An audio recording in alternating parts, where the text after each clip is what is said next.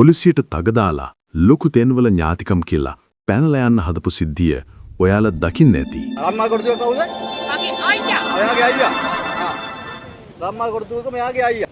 රථවාහන වරදකට නැවැත්තුවම නීතිය ක්‍රියාත්මක කරන නිලධාරියාට තර්ජනය කරලා හිතුවේ ඥාතිකම් පෙන්නලා බීරෙන්න.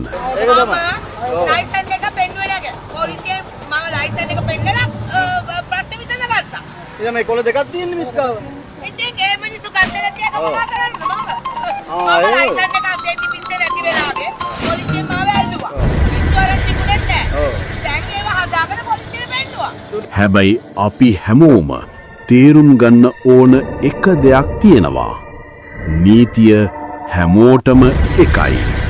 තනතුව, සල්ලි, බලය, ඥාතිකම් වලට නීතිය නමන්න බෑ. බලන්න වීඩියෝ නැත්තම් මම තනියම කැපුවා කියලා ඔයාලා ඔක්කොම බලන්න ප්‍රශ්නයක් වෙනවා.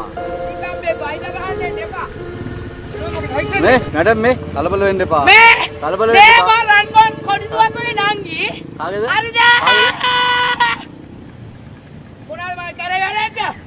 පොලිස් නිලධාරියෙක් කියන්නේ රාජකාරියක් කරන්නේ. වැස්සේ තෙමිලා, අහුවේ වේලිලා ඒ අය කරන්නේ සේවයක්. ඒ රාජකාරියට බාධා කරන එක බරපතල වරදක්. අන්තිමට උනේ රක්ෂිත බන්ධනාගාරගත වෙන්න.